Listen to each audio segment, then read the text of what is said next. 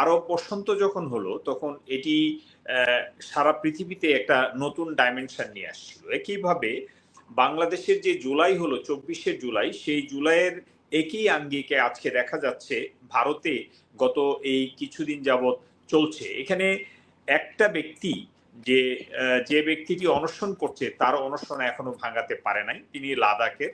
এবং ওই ফ্রন্টে, লাদাখ ফ্রন্টে কিন্তু আরেকটি প্রেশার আছে, যেটা গত এই 10 বছর যাবৎ চায়না একটা অ্যাগ্রেসিভ পশ্চারে আছে। আর বিশেষ করে 2020 থেকে আপনার অরুণাচলে ওরা বেশ কিছু জায়গা দখল করে বিভিন্ন শহরের নাম চেঞ্জ করছে। এটা মিডিয়ার মাধ্যমে এবং সরকার এটি চাপিয়ে রেখেছে। সুতরাং আমরা সেভেন সিস্টারের উপর থ্রেড বলি, আর এই সেভেন সিস্টারের যে সেপারেশনের একটা ফ্যাক্টর বলি, একই সাথে হিন্দুরা যে বিশেষ করে মোদির কট্টরপন্থী মোদির মাধ্যমে যে মুসলমানের উপর যে নির্যাতন চালিয়েছে, এবং এটি 92 থেকে স্পষ্ট হয়, যেটা মঞ্জুর চৌধুরী সাহেব বলছিলেন যে দলিতরা, এই দলিতরা যেমন দলিত, ওদেরকে যেমন নির্যাতন করে হিন্দুরা, একইভাবে ওইখানে মুসলমান 2500 মুসলমানকে এক রাতে হত্যা করেছিল। এবং এই জন্য মোদিকে কসাই বলা হয়। এবং মোদিকে কানাডা এবং আমেরিকায় কিন্তু তারা ব্ল্যাক লিস্টেড করে রেখেছিল। এবং মোদি প্রাইম মিনিস্টার হওয়ার পর যখন ব্রিটেনে যায়, তখন বিবিসি তাকে যখন প্রশ্ন ছুড়ে দেয় যে আপনি হত্যার জন্য ব্ল্যাক লিস্টেড ছিলেন, তখন বিবিসি থেকে সে উঠে চলে আসে, সে সাক্ষাৎকার দেয়নি। আজকে যে প্রেক্ষাপটটা শুরু হয়েছে, এই যে ছাত্ররা যে কারণে এসছে এবং যারা আসছে, এটা কিন্তু আবার ওই যে বিচার বিভাগীয় চিফ জাস্টিস বলেছিল, এরা যারা বেকার এদেরকে ককরোচ বলেছিল, অর্থাৎ তেলাপোকা বলেছিল। এবং এই তেলাপোকা পার্টি বেসিক্যালি, হ্যাঁ, এই ককরোচ জনতা পার্টি যেটা, এরাই কিন্তু এই সমাবেশটা ঘটিয়েছে। এখন লক্ষ লক্ষ মানুষ অনেকগুলো ফ্যাক্টরে, আপনারা জানেন গত 15 বছরে মোদী সরকার মুসলমানদেরকে বের করতে চাচ্ছিল, যে সংখ্যাটা ছিল প্রায় 40 লক্ষ, এটাকে নিয়ে সর্বশেষ 19 লাখে দাঁড় করাইছে, 18 লাখ সামথিং। এবং এই 18 লক্ষ মানুষের উপর অত্যাচার নির্যাতন চলছে, এবং পাশাপাশি পুশিং চলছে গত 1 বছর যাবত। এবং এই পুশিংটা বাংলাদেশ বিজিবি স্টপ করছে এবং স্ট্রংলি ফাইট করছে। এবং এই সরকারের পর বিজিবি স্ট্রংলি দেখাচ্ছে যে বর্ডারে দাঁড়িয়ে তারা হিরোর মতো ফাইট করে যাচ্ছে, একটা লোককে পুশিং করতে দেয়নি। দেখেন ডাইমেনশন কটা, একটা হলো তারা মুসলমানকে পুশিং করতে চাচ্ছে, যেটা বাংলাদেশ এলাও করছে না। সে শেখ হাসিনা এবং আওয়ামী লীগ যারা এই দেশটাকে 15 বছর একটা ফেসিজমের মাধ্যমে ইন্ডিয়ার হাতে তুলে দিয়েছিল, এদের পতন হয়েছে। এটি আরেকটি প্রেশার। শেখ হাসিনা ওই দেশে শেল্টার পেয়েছে, এটি সারা পৃথিবী এটাতে সমালোচনার সম্মুখীন, এটি আরেকটি প্রেশার। সর্বশেষ যে ছাত্ররা নেমে আসছে, তার পক্ষে বিরোধী দল, গান্ধী পরিবার, এমনকি যে থালাপতি, যে সবচেয়ে বেশি এই মুহূর্তে পপুলার মুখ্যমন্ত্রী একটা রাষ্ট্রের, সে নিজেও এদের সাথে যোগ হয়েছে। এমনকি পপুলার যে সালমান শাহ এবং শাহরুখ খান, তারাও এসে জয়েন এবং এই মুহূর্তে যে দৃশ্যটি দেখা যায় এক্স্যাক্টলি বাংলাদেশের দৃশ্য। আর্মি অলরেডি মানে গান পয়েন্ট করে তারা আছে, বাট এই যে যন্তর মন্তর থেকে কোনো ব্যক্তি সরে যায়নি, অর্থাৎ একটা ছেলে মেয়েও সরে যায়নি। তাদের উপর যখন লাঠি চার্জ করা হচ্ছে, ওরা দাঁড়িয়ে থেকে তারা হাত বাড়িয়ে বলছে যে আরো মারো, আরো মারো, কিন্তু আমরা বিচার চাই। আর বিচারটা কি? একটা ওয়ান পয়েন্ট, সিঙ্গেল পয়েন্টে চলে আসছে, মোদির পদত্যাগ চাই। সুতরাং এইখানে মঞ্জু চৌধুরী সাহেব যেটা বলছেন যে পালাবে না, সকল স্বৈরাচার, পৃথিবীর সকল স্বৈরাচার আইদার আত্মহত্যা করে অথবা পালায় অথবা ধরা পড়ে। সো মোদি যদি ধরা পড়ে তাহলে তার পানিশমেন্ট হবে, তার সাজা হবে, কারণ টোটাল চেঞ্জ হবে সিনারিও। আর সে যদি পালিয়ে যায়, তাহলে পালিয়ে যাওয়ার রীতিনীতি উপমহাদেশ, ফিলিপাইনের মার্কুস পালিয়েছিল, তারপরে হিটলার আত্মহত্যা করেছিল, এমনকি এই যে অন্যান্য দেশে ওই উদাহরণগুলো আছে যারা পালিয়ে গেছে।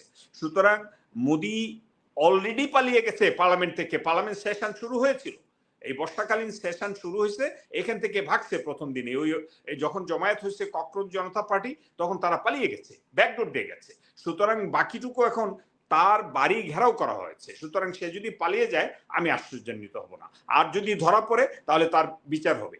কারণ সে ওই যে 2500 হত্যা করেছিল 92-তে, গুজরাটে যে হত্যাকাণ্ড করেছিল, সেই যে তার জন্য তাকে গুজরাটের কসাই বলা হয়, এটি মিথ্যা না। এবং he was blacklisted in Canada, in America.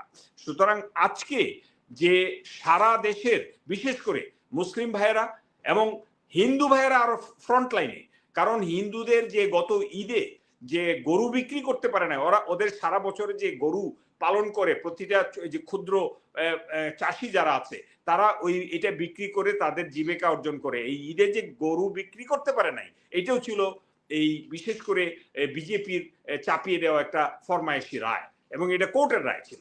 সুতরাং সকল দিক থেকে মোদি এখন চরম বিতর্কিত এবং প্রশ্নের সম্মুখীন এবং প্রেসারে। সুতরাং আমি মনে করি যে মঞ্জুর ভাই বলেছেন তার অভিমত তিনি বলতেই পারেন, আমি মনে করি সে পালিয়ে যাবে, না হলে ধরা পড়বে, না হলে ওই যে হিটলারের মতো সুইসাইড করবে, because he has killed many people. সে অসংখ্য মানুষকে হত্যা করেছে। এখন তার টেস্ট আসতেছে, সে কি কোনটা ফেস করবে, সে কি পালাবে, না ধরা পড়বে, না সুইসাইড করবে। অর্থাৎ পরিণতি ন্যাচারাল জাস্টিসে যে কোনো একজন নেতার জন্য এটা অপেক্ষা করে, আর সেটা বাংলাদেশ প্রমাণ করছে 2 বছর আগে 24শে জুলাই, আর সারপ্রাইজিংলি 26শে জুলাই আসা ঢাকায় যেমন এই আন্দোলন হয়েছে, আজকে দিল্লিতে আন্দোলন হচ্ছে। সো আমি মনে করি যে এই মুহূর্তে ভারত তার সমস্যা, 7 সিস্টারের সমস্যা, অরুণাচল চায়নার সাথে চায়না ফ্রন্টের সমস্যা, চায়না অসংখ্য জায়গা দখল করে নিচ্ছে এবং তারা এটাকে লেজিটিমাইজ করে নিচ্ছে নাম বদল করে, এটা নিয়ে মিডিয়াতে আসে না। এবং এটা সারপ্রাইজিংলি, এবং লাদাখে এখন থেকে 10 বছর আগে 72 জন অফিসারকে পিটিয়ে হত্যা করেছে চায়না, সেখানে কিন্তু তারা কোনো ধরনের রিটালিয়েশন করে না।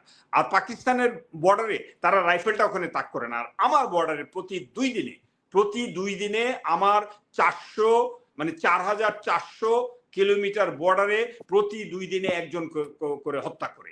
আর গত 50 বছরে, গত 50 ইয়ার্সে এই পার্বত্য চট্টগ্রামে 20,000 পিপলকে তারা 50,000 পাহাড়িকে ট্রেন করে অস্ত্র দিয়ে তারা আমার দেশের মানুষকে হত্যা করেছে। আমার সৈনিক, আমার অফিসার, আমি নিজে 2 বছর ফাইট করেছি অপারেশন দাবানলের আন্ডারে। অপারেশন দাবানলের আন্ডারে আমি 91, 92, 2 ইয়ার্স আমি পার্বত্য চট্টগ্রামে ফাইট করেছি। আমি 2টা ফ্রন্টে ফাইট করেছি, একটা হলো শান্তি বাহিনীর গেছে, আর 7 বার আমার ম্যালেরিয়া হয়েছে। সুতরাং যারা ওখানে যায় নাই, যারা এই জীবনের অভিজ্ঞতা নেয় নাই, এই পাহাড়ের যে আমাদের দুর্বিষহ অবস্থা নেয় নাই, তারা জানে না ইন্ডিয়া কয়টা ফ্রন্টে আমাদের উপর চড়া হয়েছে। এবং এই 15 বছরে তাদের যে দৌরাত্ম্য, তাদের যে অত্যাচার, 2014 সেখানে ডিজিটাল কারচুপি যেটা হয়েছিল, এটা ইন্ডিয়ার ইন্ধনে পরের দিন সকালে বলছে ইলেকশন হয়ে গেছে। 18তে নিশিরাতের ভোট, ইন্ডিয়া পরের দিন সকালে এই অ্যাম্বাসেডর বলেছে যে নির্বাচন হয়ে গেছে। 24-এ আমি ডামি এবং তাদের সরাসরি আশীর্বাদে এই যে মাসুদউদ্দিন, জেনারেল মাসুদউদ্দিন চৌধুরী ইন্ডিয়া থেকে ফিরে এসে বলছে যে আমি নমিনেশন পেয়ে গেছি। সুতরাং আমরা বেসিক্যালি অস্তিত্বহীন হয়ে গেছিলাম। এবং বাংলাদেশ সেনাবাহিনী এই 24শে জুলাই যে দাঁড়ালো 3, 4, 5 ঘুরে দাঁড়ালো, সেটা আমি পার্লামেন্টে বসে আপনার এই টেবিল টকে বলছিলাম সেনাবাহিনী ঘুরে দাঁড়াবে। সেনাবাহিনী ঘুরে দাঁড়িয়েছে। সেনাবাহিনী 1.5 বছর তাদের দায়িত্ব পালন করেছে, এবং সেনাপ্রধান যে সিদ্ধান্ত দিয়েছিল যে আমরা ইলেকশন করে ফিরে যাব, তারা ইলেকশনটা সুন্দরভাবে সম্পন্ন করেছে।